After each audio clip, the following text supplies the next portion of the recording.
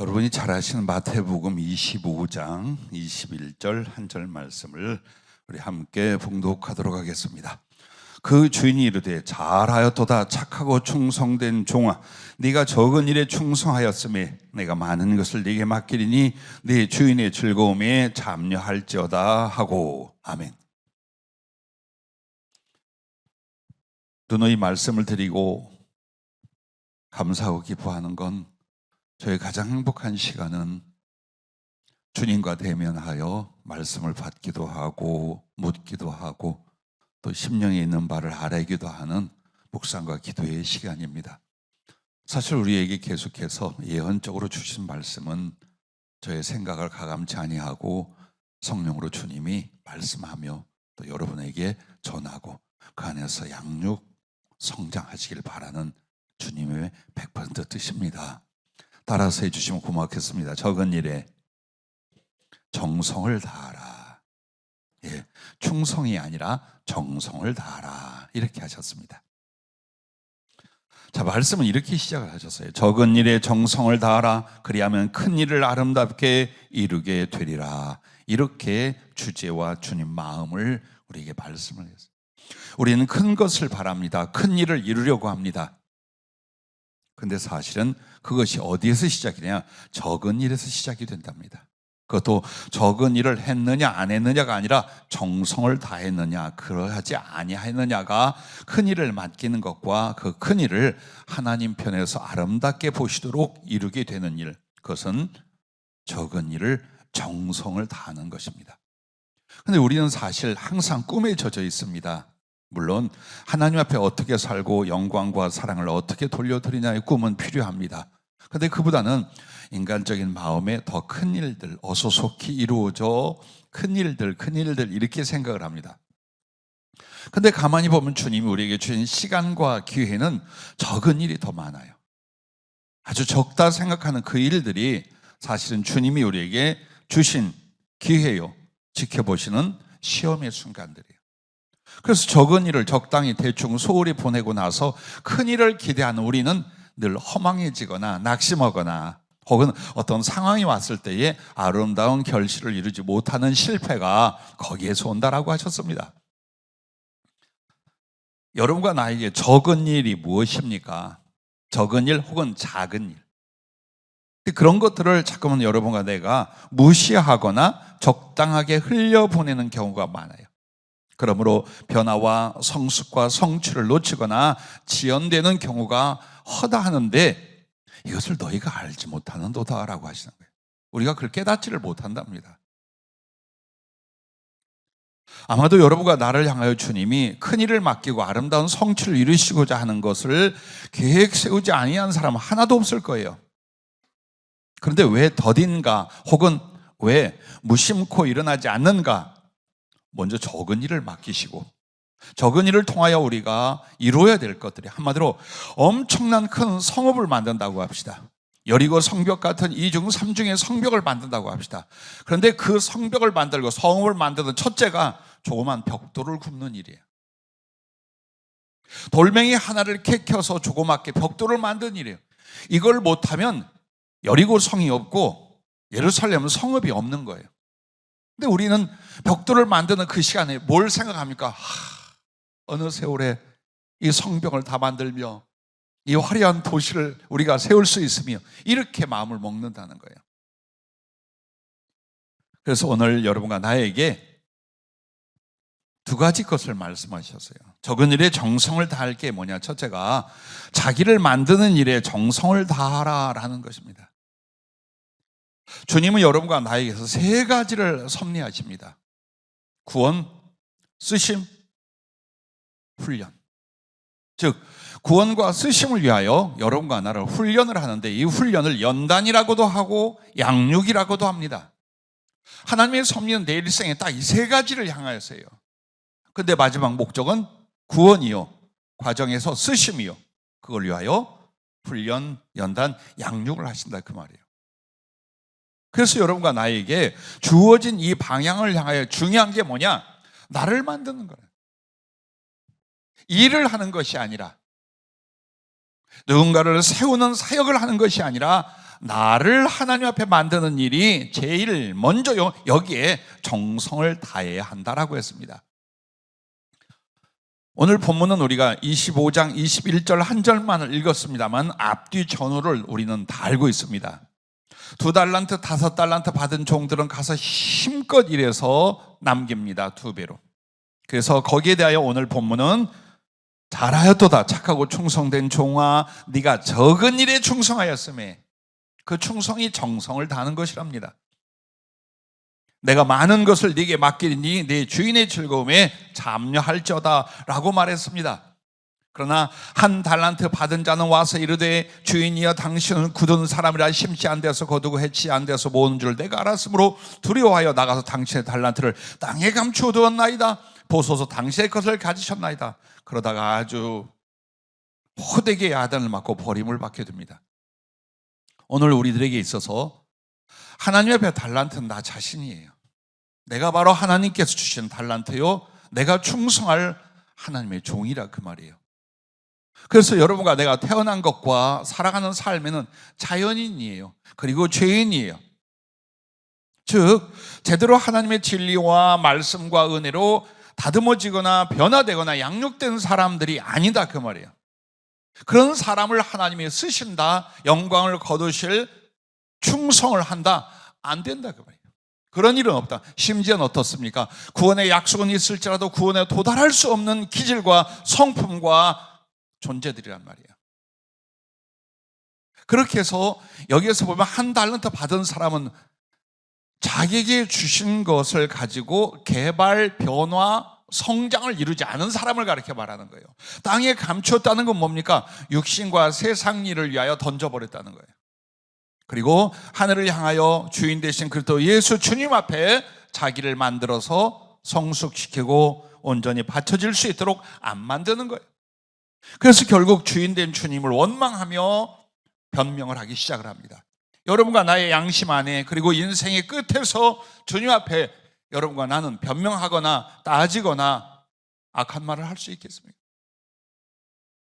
여러분과 나에게 주신 인생이 너를 만들라, 내가 모든 은혜를 다 지원해 줄 거니까 너 자신을 하나님 앞에 합당하게 만들어라, 거기에 정성을 다하라고 한 거예요. 자꾸만 다른 쪽에 나이를 먹으면 더 생각들을 가질 수 있어요. 돈을 버는 일, 집안을 세우는 일, 자녀를 양육하는 일, 사람답게 사는 일, 뭔가 많이 벌어서 모아서 하나님의 일을 명예롭게 하는 일 등을 생각할 수 있습니다. 그 생각이 나쁘다는 말이 아닙니다.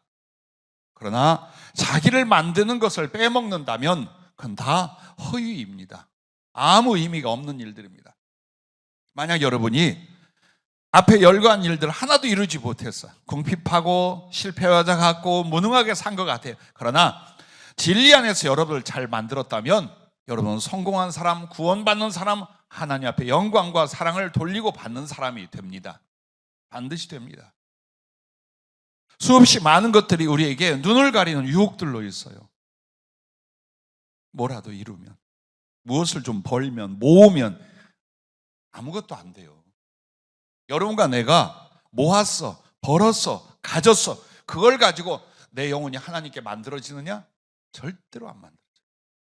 그래서 주님께서 우리에게 자기를 만든 일에 정성을 다하라. 2, 5달란트 받은 종들은 주인 앞에 어떤 사람이었어요? 합당한 심령과 기질과 자격의 사람으로 이미 만들어져 있었어요. 1달란트에 실패한 사람은 주인에게 대하여 주인의 쓰심과 그와의 인격적 관계에 대해서 엉망진창인데 변화와 성숙 만들어지지 않았던 거예요. 자, 여기에 있어요. 여러분과 나는 소유주가 아니에요. 여러분과 나는 주관자가 아니에요. 잠깐 하나님 주신 걸 빌어서 쓰고 하나님께 영광을 내 자신에게 무한 유익을 주고 떠나는 사람들이에요. 절대로 그 사실을 잊어서는 우리 잘못된 길로 갑니다. 부디 수없이 주신 말씀들을 가지고도 우리의 중심과 방향을 못 잡는다면 끝에서는 실패할 수밖에 없죠. 그러나 혹 방황하고 헤매며 무지와 연약함 속에 있었다 할지라도 어느 날 빛같이 마신 주의 말씀을 붙들고 그래, 이렇게 살자, 이렇게 일하자, 이렇게 준비하자 했더라면 여러분은 앞에서는 실패와 같으나 이후에는 아름다운 성공, 하나님의 쓰심, 그분의 합당한 영혼이 될 줄로 믿습니다. 자, 자기를 만든 일에 정성을 다하는 그 첫째가 그리스도를 닮으려 하는 이유 없어요. 어떤 상황에도 여러분과 나를 부르신 하나님의 목적은 구원도 결국 뭐냐? 그리스도를 닮게 하려는 거예요. 하나님의 부르심과 은혜와 섭리와 역사가 목사를 목회자라게 만들려는 게 아니에요. 절대로 그래요. 사람 보기에 만족하고 사람 보기에 칭찬받는 존재로서의 사역을 성취시키는 게 아니라 주를 닮게 하려고 해서. 저는 이런 생각을 해요. 만약 제가 주의 종으로 헌신하고 부름받지 못했으면 저는 우리 집사님들의 신앙이나 섬김조차 저는 잡사가 됐을 거라고 생각해요. 아니, 교회도 다니다가 때려쳤을 수도 있어요. 나는 나의 능력이나 성품이나 의의를 보고 주님 부른 게 아니라 목사라도 해야 네가 구원을 받겠구나. 그것도 안 하면 세상으로 나가고 육신적으로 더 치우고 지 잘난 맛에 살다 거꾸로질 것이다. 교회는 다니는 둥 마는 둥 할 것이고, 왜? 청소년 때도 그랬거든요. 그래도 목사라고 해놔야 이놈의 인간이 복종할 줄 알고 부서질 줄 알고 회개할 줄 알고 복음을 전하다가 저도 그 복음을 받아들일 줄 알고, 난 그렇게 믿어요. 솔직히 저는 그렇게 믿습니다. 우리에게 있어서 일이라고 하는 것들을 꼭 이루고 싶어요. 그러나 성경과 주님은 목적을, 주님을 닮는 사람, 어디에서? 사랑과 사명에까지예요. 주 예수께서 이 세상에 오셔서 하신 일들과 구약과 신약 전체의 말씀의 결론은 뒤쪽으로 가 있어요. 역사적 결론은 계시록 쪽에 나와 있고 영성의 결론은 요한 서신에 나와 있어요. 그래서 여러분과 나는 주를 닮으려는 이런 말 저런 말 이런 모습 저런 모습이 아니에요. 사랑을 받았기에 사랑할 줄 아는 사람, 그래서 이 사랑과 복음을 위하여 사명으로 사는 사람, 주 예수께서 하늘의 왕이요 주인이시면서 이 땅에 오신 이유는 사명을 가지고 오셨어요. 영혼들을 구원하며 십자가에 달리시며 복음이 왕성히 전해질 수 있도록 사명을 가지고 오셔서 자기의 모든 걸 다 바치셨어요. 그러므로 그리스도를 닮으려는 건 사랑과 사명 두 가지에 있다는 거예요. 사랑은 본성이요 행위라면 사명이란 건 삶의 책임이에요. 내가 사는 이유. 그러다가 죽을 수 있을 때, 죽을 때는 무엇을 위하여 죽겠는가? 주님과 복음을 위하여. 그래서 우리 주 예수 그리스도를 닮는다는 건 단지 마음이 유순해지고 착해지고 온유해지고 이 차원이 아니에요. 하나님을 사랑하고 영혼들을 사랑하는데 얼만큼 깊이와 넓이를 이루어가면서, 그리고 그것을 사명에 따라서 그 사랑으로 복음을 전하고 하나님의 영광을 돌릴 수 있는, 여기에서 성숙되어 가는 모습입니다. 두 번째는 유용한 사람이 되라라는 것입니다. 제일 불쌍한 말이 쓸모없는 인간이에요. 어디에 갖다 놔도 쓸모없다는 말을 듣는다면 세상에서 이처럼 비참한 존재는 없을 거예요. 우리가 하나님 앞에서 행여 하나님이 나를 대놓고 이 쓸모없는 놈시기 라고는 안 하시겠죠. 그러나 하나님 보시기에 무엇에 쓸고 어디에다 쓸 수 있을고 라고 한다면 그 말이 그 말이에요.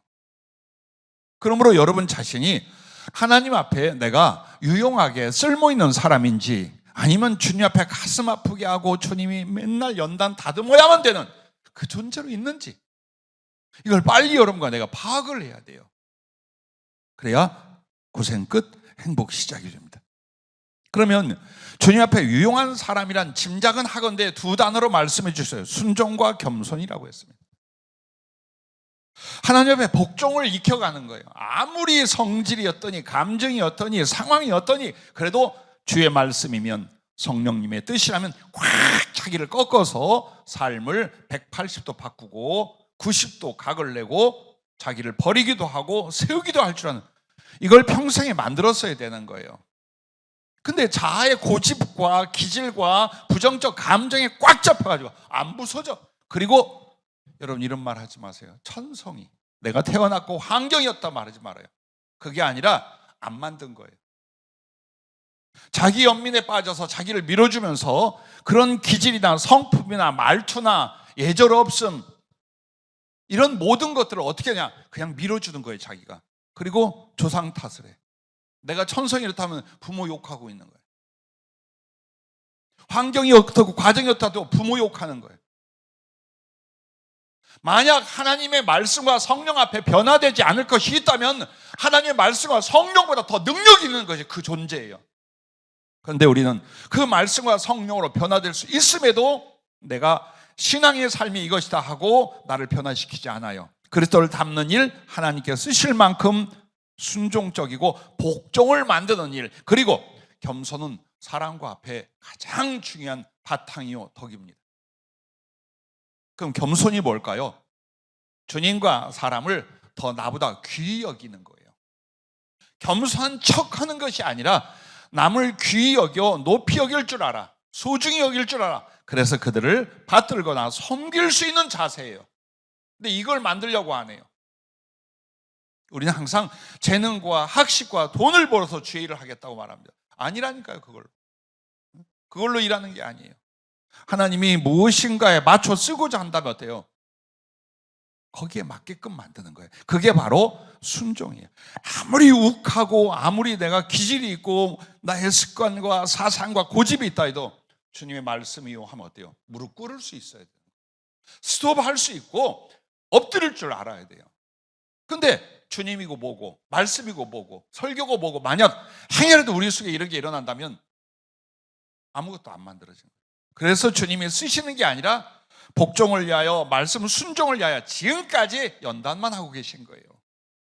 그래서 여러분과 내가 하나님과 하나님의 거룩한 계획 앞에 쓰임받을 사람 누구냐? 순종할 줄 알아요. 좀 무식해도, 좀 가난해도, 좀 몸이 약해도 하나님의 뜻과 말씀 앞에 복종할 줄 안다면 이 사람은 어디다 다 쓸 수 있는 거예요. 어디에든지 주님을 쓸 수 있는 거예요.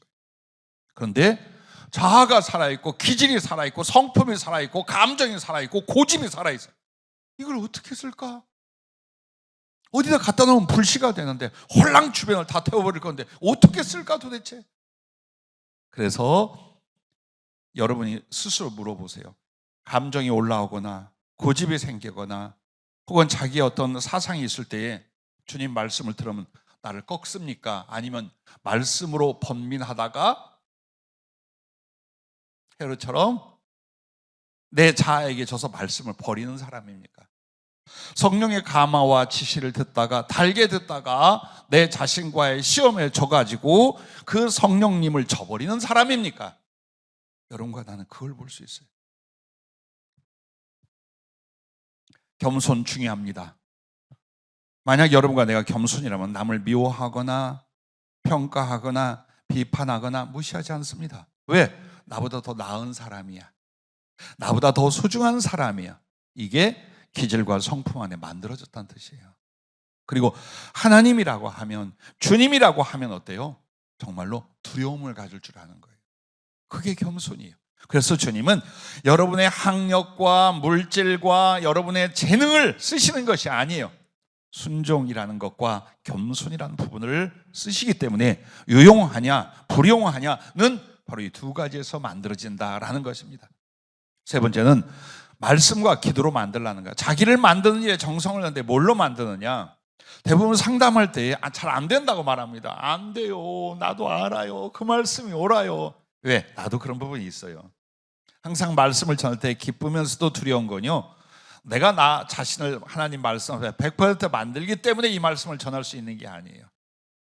못나고 약한 여러분과 내가 주님이 주신 이 거룩한 방향과 이 상을 향하여 함께 가고 함께 부서집시다.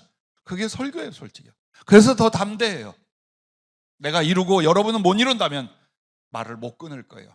그러나 아픔과 약함도 함께 있고, 그러나 믿음과 소원도 같이 있어요.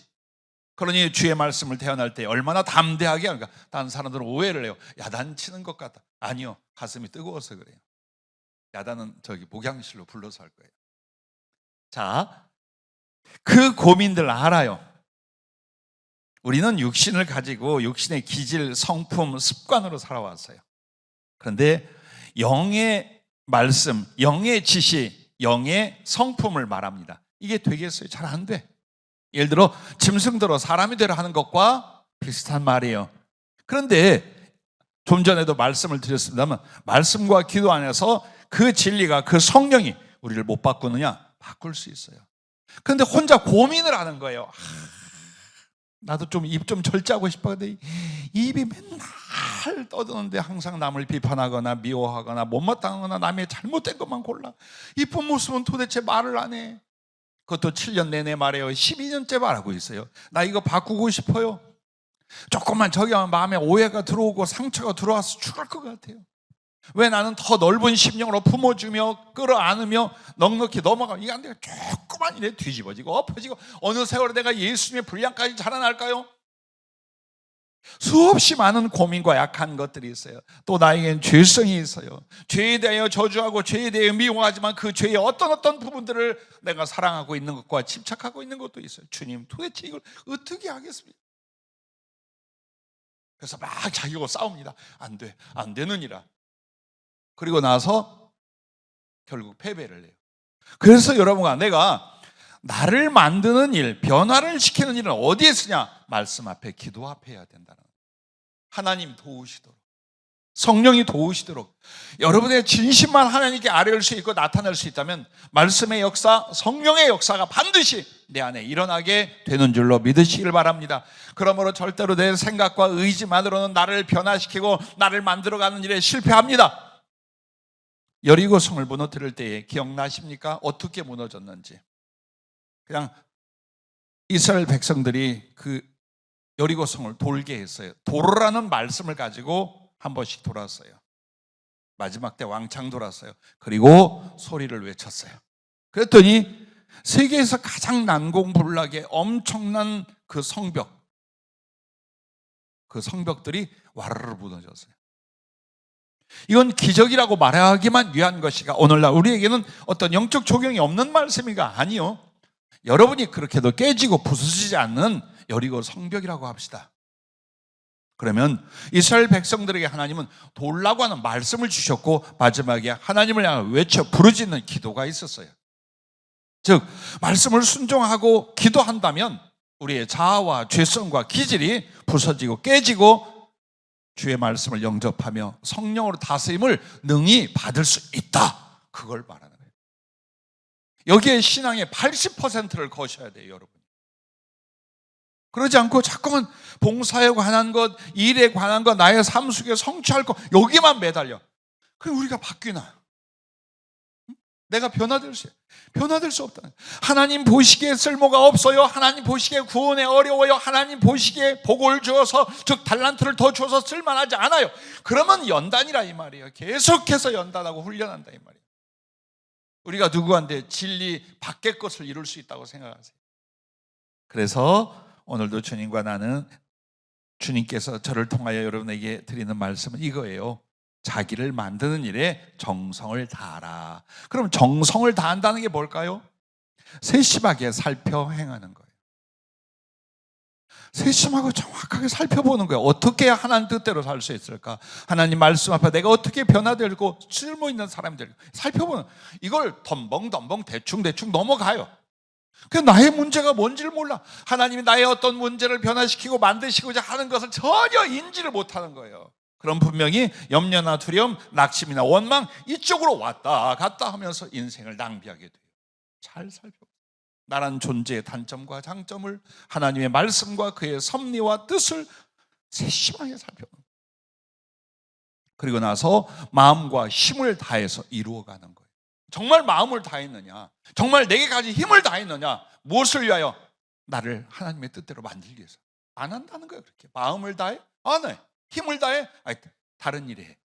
그렇기 때문에 안 된다는 거예요. 그리고 정성을 다한다라는 걸 이렇게 표현하셨어요. 간절한 사랑으로 행함이라고. 정말 주님을 사랑하기 때문에. 그리고 그 주님을 위하여 나를 드린 나 자신을 사랑해요. 근데 나를 사랑하는 내 육적 자아와 고집으로 사랑하는 게 아니라 주님을 위한, 주님의 신부로 주님께 드리는 존재로서 나를 사랑한다면 얼마나 나를 소중히 여겨 변화시키겠어요. 그게 바로 정성을 다함이라고 말씀을 드렸습니다. 여러분과 나 믿으셔야 돼요. 말씀의 능력을. 기도할 때 그 말씀 잡고 몸부림칠 때 주님이 도와주신 은혜를 믿어야 돼요. 믿고 해야 돼요. 그렇게 해서 여러분이 일어나는 감정과 생각과 나를 변화시켜야 될 마땅한 것들, 하나님 말씀을 듣고 아직 나의 부족함이나 잘못된 걸 깨달았거든. 그걸 어디서 변화시키고 어떻게 나를 만드냐? 그 나를 만든 작업 공방이 바로 기도의 골방, 말씀 앞에서라 이 말이에요. 정말 여러분 말씀 잡고 흐느끼고 아파하고 가슴 치고 이런 시간들이 있어야 돼요. 나의 부족함과 못남에 대하여. 그래서 그 말씀을 잡고 주님, 내가 이렇게 되리라 도와주세요. 제발 도와주세요. 내가 이런 고민과 이런 아픔과 이런 절망과 이런 죄책을 가지고 삽니다. 주님, 나를 좀 바꿔주세요. 왜 안 도와주시겠어요? 왜 성령의 강력한 역사가 안 일어나겠어요? 그러나 우리의 의지 안에 변화되려 하지 않아. 정말 예수님을 닮음으로 장성하려 하지 않아. 그러기 때문에 하나님의 영이, 하나님의 말씀이 나를 통해 변화 양육을 못 하시는 거예요. 그러므로 힘들고 어려울 때에 솔직하게 고백하며 나를 파악하며 정말 말씀으로, 기도로, 성령으로 나를 만들려고 엎드려 합니다. 반드시 된답니다. 그리고 그렇게 몸부림쳐 가는 것이 나를 만들어가는 과정이에요. 나를 만든다는 게 쉽겠어요? 주님을 닮아간 나를 어떻게 만들겠어요? 그가 쓰시기에 합당한 그 복종과 겸손을 어떻게 만들겠어요? 아파요. 정말 괴롭고 힘든 아픔이에요. 그러나 여러분과 나는 해야 돼요. 그러면서 주님의 보상과 주님의 위로가 있음을 믿으시기를 바랍니다. 자, 두 번째는요, 주의 일에 정성을 다하라 라고 하셨습니다. 자기를 만드는 일에 정성을 다하면서 주의 일에 정성을 다하라. 그러면 나는 주의 일을 할 것이 없습니다. 내게 준 사역이나 내가 특별히 해야 될 만한 것이 없습니다. 일절 이런 변명을 여러분 하지 말아요. 마음속에도 입에도 내놓지 말아요. 왜? 지구상에 여러분 혼자만 살면 복음 전할 곳이 없어요. 그때는 괜찮아요. 하늘 대고 찬양만 하세요. 그러나 가족이 있고 형제가 있고 이웃이 있고 만나는 사람이 있는 한 여러분과 나에게는 어떠냐? 복음을 전할 일을 해야 되고 할 수가 있어요.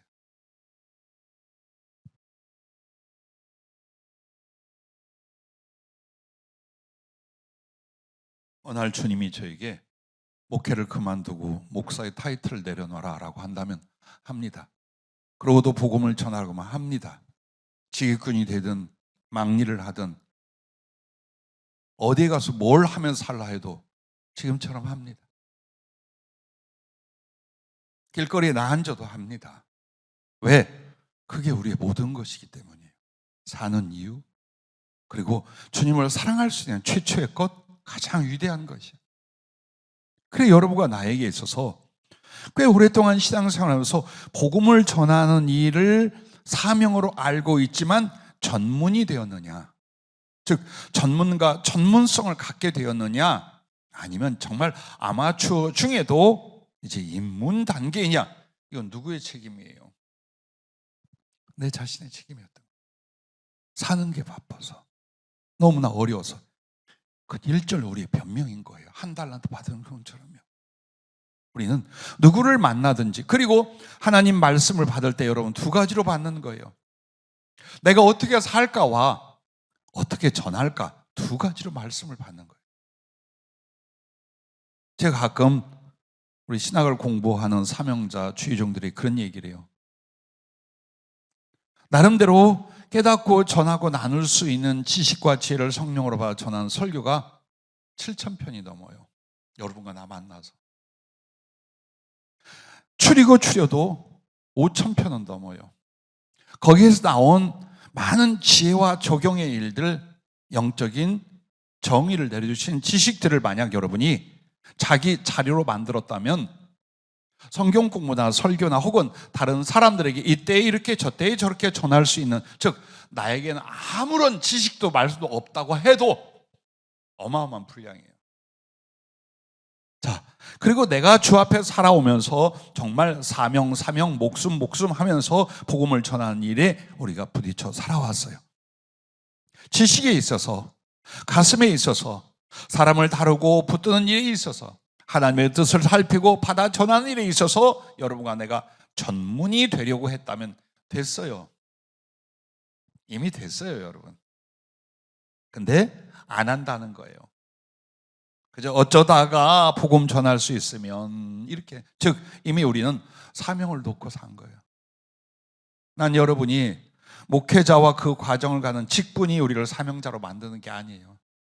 우리의 행위가 사명자인지 아닌지를 나타내는. 목사 말고 또 다른 직분이 있나요?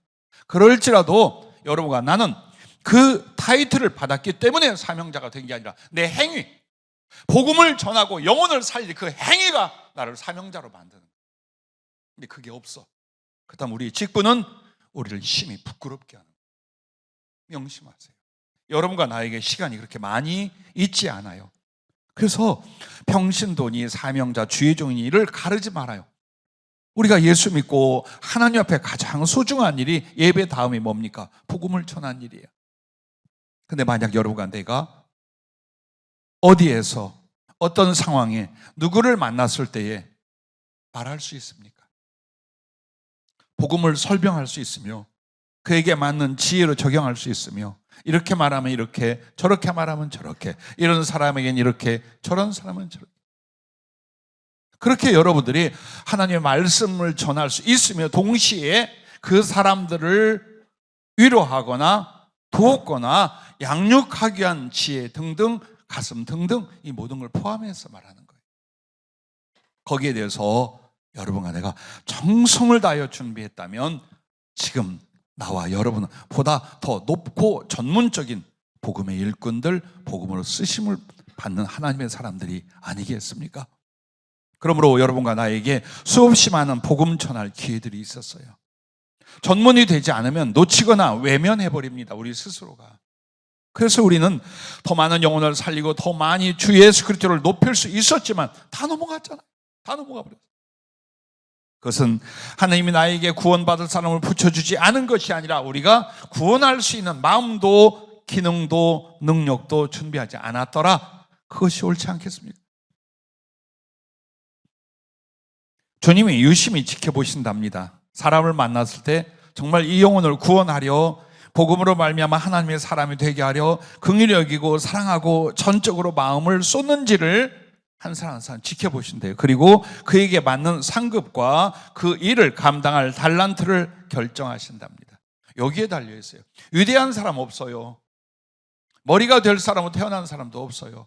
다만 우리가 주님을 만나서 복음을 전하는 일에 정말 주님 보시기에 열심히네, 착하네, 잘하네, 그러니까 내가 도와주마, 그러니까 내가 밀어주마 하게끔 했는지, 주님 보시기에 너 그렇게 살래?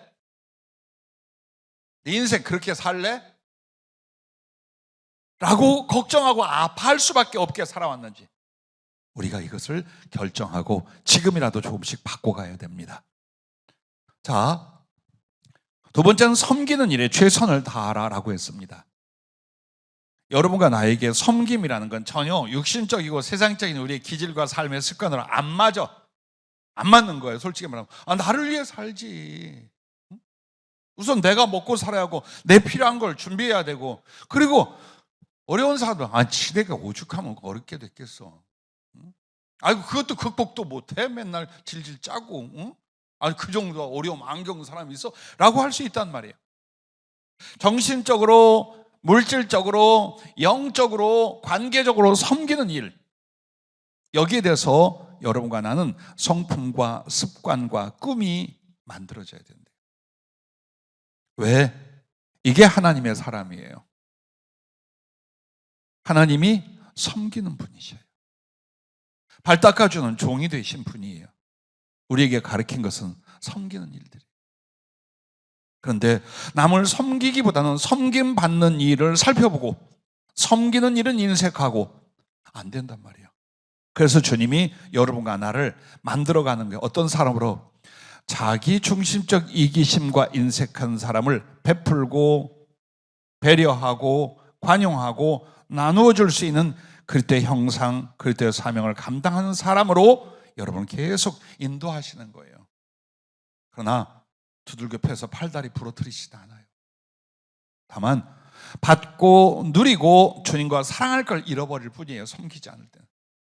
왜? 섬김 자체가 하나님의 가슴이요, 하나님의 계획이요, 하나님의 일이기 때문이에요. 그래서 여러분에게 제일 나쁜 것, 내가 정죄하고 무너뜨릴 것 세 가지가 이거예요. 이기심, 탐심, 인색함. 이기심은 내가 먼저야. 나밖에 몰라. 탐심은 감사할 줄 몰라. 만족할 줄 몰라.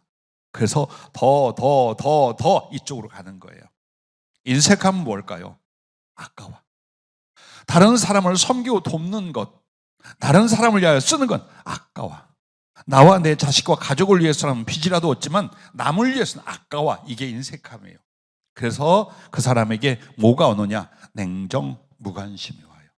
다른 사람에서 냉정해. 그런데 본인은 몰라. 이게 하나님 앞에 지적하고 부시고자 하는 것인지를 자기는 모르는 거예요. 왜? 내가 죄죠? 내가 악한 짓 하나? 나 그래도 신앙적인 건 다 하잖아 라고 생각하지, 다른 사람들을 사랑하고 위로하고 돕고 베풀고 여기에 대해서 습관도 성품도 꿈도 없어요. 그냥 그쪽은 무관심해요. 그런데 그걸 절대로 회개하거나 변화시키려고 안 한단 말이에요. 그러면 어떻게 되냐? 궁핍과 외로움으로 끝난다라고 하셨어요. 우리에게 궁핍이 어점이고 외로움이 어점이냐? 남을 섬기고 사랑하고 베풀고 유할 줄 모를 때 오는 모습이래요. 돈이 아니에요. 부동산이 아니에요. 우리에게 있어서 행복을 주는 것, 넉넉한 하나님의 은혜와 사랑을 누리게 하는 것, 그것은 바로 사랑이고 베품이고 섬김에 있다. 그리고 이렇게 해야 주님이 큰 걸 맡기지. 가끔 이제 물질 문제에 대하여 이렇게 상담을 하거나 제가 직언을 성령께 받아 할 때가 있어요. 예를 들어서 여러분과 난 이렇게 말합니다. 주시면 정말 주님 뜻대로 싹 쓰겠습니다. 이 말 안 해요. 대부분 이렇게 말합니다. 11조는 하고 감사하겠습니다. 조금 더 한 사람은 이 10% 정도를 선한 일에 쓰고 주의 일에 쓰겠습니다. 이렇게 말합니다. 그러다가 나중에 가면 이런 분들이 생겨요. 싹 가족에게 돌리지 아니하며 내 것으로 남기지 아니하며 주님과 복음을 위하여 구제와 사랑 싹 드리겠습니다. 자, 생각만 해도 여러분 좀 겁나죠. 내 입에서 그런 말이 나올까 봐. 근데 주님은 고의로 그렇게 만들진 않아요. 사랑의 성숙함을 만들다 보면 그런 표현들이 나와요. 그래서 우리가 주 안에서 조금 무엇을 받고 안 받고의 문제가 아니라 주님이 기뻐하사 큰 것을 맡기려면 어떻게 되냐? 정말 주님의 가슴이 되는 거예요. 그래서 나눠주고 베풀고 쓰고 이걸 안 하면 만약 주님 내게 주었어요. 그러면 내 죄성과 내 욕심 위에 혹을 더해주는 것밖에 안 돼요. 물질이 무서운 게 여러분 그런 거예요. 능력이라든지 재능이라든지 미모라든지 인간적이고 세상적인 것을 뛰어나게 가진 것이 위험한 게 뭐냐? 영혼에는 젬병이에요. 영혼의 유익이 뭐냐? 겸손케 되는 요인들이 있어야 돼요. 자기를 낮추며 엎드리게 하는 요인들이 축복이에요. 솔직히 말하면. 그러면 어느 때에 뛰어난 것을 세상에서 받아 주의를 할 수 있느냐? 만들어지면. 그것을 뛰어넘어 욕심을 넘고 죄성을 넘고 이기심을 뛰어넘어서 사랑할 줄 알고 베풀 줄 알고 주께 영광을 합당히 돌릴 만한 상태에 간다면 하나님께서 여러분에게 세상적이고 육신적인 걸 왜 안 해주시겠어요? 그때부터는 부어줘도 여러분은 그것으로 죄짓거나 삐뚤어진 영혼의 형상이 아니라 주의 일을 주께 합당한 영광을 멋지게 돌리는 사람들이 된다는 거예요. 그래서 자꾸만 주님을 닮아라 섬기는 자가 되라 이 말을 아주 그냥 못이 박히게 하는 이유가 뭘까요? 그것 때문에. 저도 가끔 다른 교회의 설교 분석에 대해서 해요. 어떻게 하는지 혹은 1년 프로그램 어떤지 보면 우리 교회 같은 곳이 없어요. 한번 성령이 주제 주시면 아주 그냥 끝까지 가. 사실 설교거리와 내 마음에 있는 바를 여러가 나눌 수 있는 게 수천 수만 가지가 있을 거 아니에요. 그런데 성령님이 딱 이달의 주제 우리 교회를 향하여 하시고 싶거나 만들고자 하잖아요. 계속 말씀으로 그쪽으로 가는 거예요. 아시죠? 아실 거예요. 그럼 어떻게 하랴?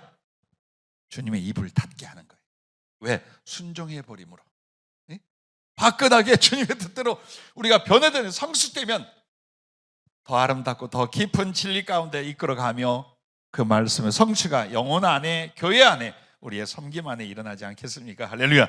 자, 그러면 여러분과 나에게 주님이 더 큰 것을 맡길 때는 물질이면 물질, 지식이면 지식, 성령의 능력이 이것만이 아니에요. 사랑의 행복에 참여케 하신다라고 했어요. 사랑의 행복. 주님과 내가 사랑하는 행복, 내가 다른 사람들과 사랑하는 그 아주 아름다운 행복, 그것이 바로 주인의 기쁨에 참여하리라 라고 하시는 말씀이랍니다. 이걸 모른대요. 이거보다는 큰 것을 맡기라, 그것만 생각하라는 거예요. 근데 그 뒤에 더 아름다운 말이 네가 주인의 기쁨에 참. 그 주인의 기쁨이 뭘까요? 주님과 나의 사랑의 행복. 그 주 안에 다른 영혼들을 내가 사랑할 수 있고 사랑받는 행복. 땅에서도 하늘까지 이어진 이 거룩한 사랑의 행복, 그 거룩한 기쁨. 여러분은 그게 사역 속에, 생활 속에, 사업 속에 일어날 것을 사모하시길 바랍니다. 그러면 이렇게 주의 일에 정성을 다하게 하여 어떻게 되냐? 성령으로 행하라 라고 하셨어요. 왜 잘 안 되느냐? 성령이 아니라 내가 하려고 하기 때문에 그래요. 그러면 여러분과 내가 제일 궁금한 거, 저도 이 말씀을 받으면 다시 한번 주님께 짐작하고 아는 바 말고는 성령으로 행하라는 게 무엇입니까?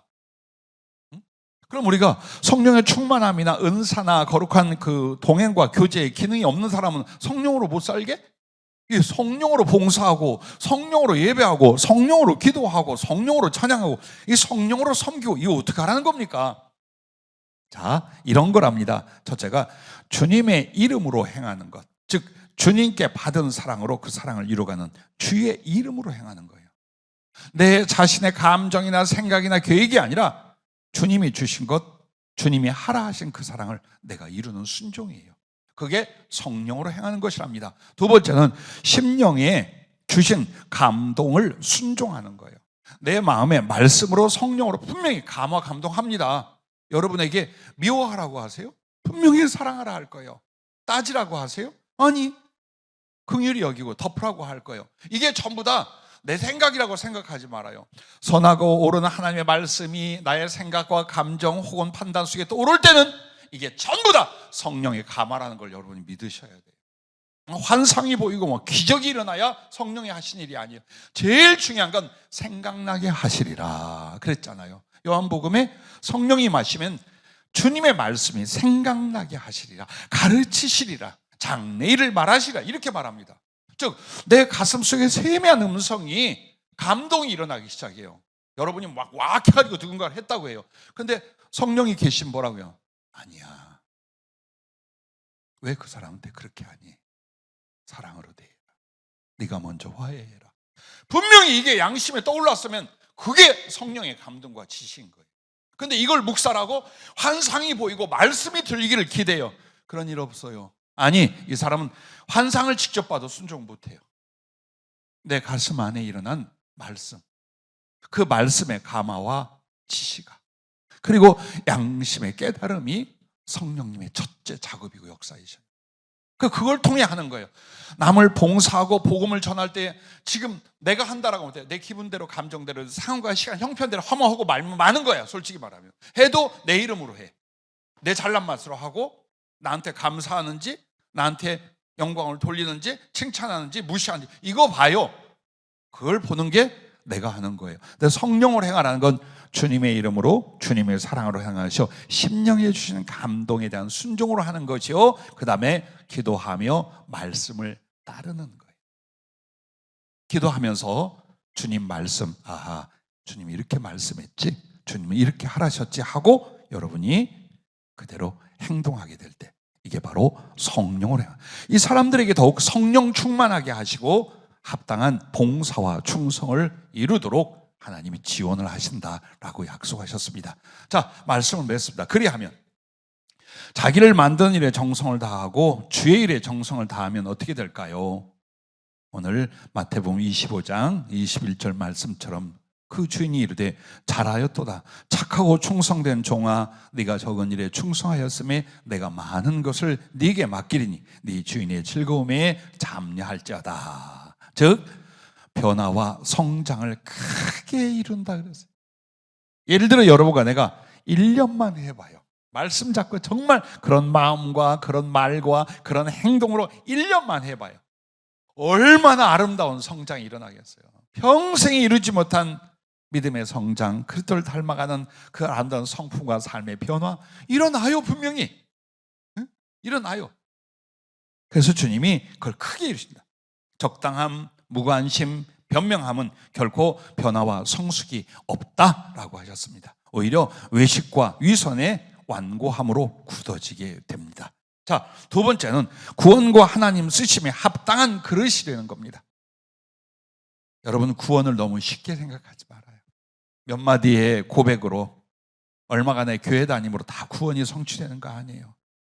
목사님 아무리 그렇게 말씀해도 나 정도면 구원은 이미 받은 거죠 라는 생각도 하지 말아요. 구원을 약속받았어요. 구원의 씨와 그 거룩한 약속을 여러분이 받은 거예요. 그러나 내 안에 완전한 구원은 이루어지지 않았어요. 그러면 우리에게 있어서 완전한 구원은 하나님 나라에 들어가는 것이요, 거기서 부활에 참여하는 거예요. 그러나 구원의 확신과 그 거룩한 은혜를 누리며 구원의 보장을 가지고 갈 수 있는 게 뭐냐? 여러분과 나의 변화, 성숙이에요. 말씀을 따른 변화가 일어나고 있는지, 그 말씀을 따른 성숙이 일어나고 있다면 분명히 여러분은 구원에서 이탈되지 않는 사람들이에요. 구원을 받되 하나님의 생명의 풍성함, 하나님 보좌의 영광까지 나아갈 사람이 되는 거예요. 하지만 아무리 말씀을 듣고 가르침을 받아도 내가 변화되지 않아. 거기에 대고 당신은 구원의 사람이라고 선포할 수는 없어요. 그래서 우리가 구원에 대해서 여러분 안에 내가 구원을 즐기는 게 아니에요. 성령이 구원의 확신과 감격을 누리게 만들어 주셔요. 그런데 언제 성령 그렇게 하느냐? 여러분의 말씀 따라 진보되어 갈 때예요. 하나님의 뜻을 쫓아 변화되어 갈 때예요. 그러지 못할 때 뭐라고 합니까? 하나님의 성신을 내게서 거두지 마시옵소서. 주의 구원의 기쁨을 회복하게 하여 주옵소서. 이거 누가 했어요? 다윗이 범죄한 뒤에 고백한 거예요. 성령이 떠나가고 구원이 없어질 걸 괴로워하고 두려운 상태가 와버리는 거예요. 그러나 여러분과 내가 어떻게 해서라도 정성을 다하여 조금씩 하나님 말씀대로 그분의 역사하시고 섭리한테 가잖아요. 성령이 준 위로와 확신이 이 안에 있는 거예요. 누가 뭐래도 주님의 사랑과 그 나라가 내게 주어지고 있음을, 나는 그곳에 가고 있음을 내가 말하는 게 아니에요. 성령의 위로와 확신을 여러분이 갖게 되는 거예요. 그렇게 하면서 하나님의 쓰심에 합당한. 자, 구원에 합당하지 않는데 어떻게 하나님이 그를 들어 쓰시겠어요? 그래서 구원과 쓰심은 합치되어 있는 거예요. 여러분이 보기에 하나님이 쓰신다라고 할 때는 성경에 특별한 유인과 사명과 충성들이 있음을 아실 거예요. 그걸 말합니다. 그래서 하나님의 섭리, 그 역사하심에 대해서 여러분과 내가 앞에서 말하는 구원, 쓰심, 이것은 훈련, 즉 연단과 양육, 이걸로 만들어진다. 그래서 여러분과 내가 말씀으로 말미암아 나를 하나님 앞에 만들어 갈 때 주님이 얼마든지 들어 쓰실 만한 그릇이 된다라는 것입니다. 마지막 세 번째가 더 큰 것을 맡기사 온전한 성취를 이루게 하신다. 이게 바로 아름다운 성취입니다. 솔로몬이 하나님을 사랑한 때가 있었습니다. 정성을 다한 때가 있었습니다. 하나님은 절대 그 정성을 외면치 않으셨어요. 네 소원이 뭐냐? 그래서 물질과 영광을 주십니다. 지혜를 주십니다.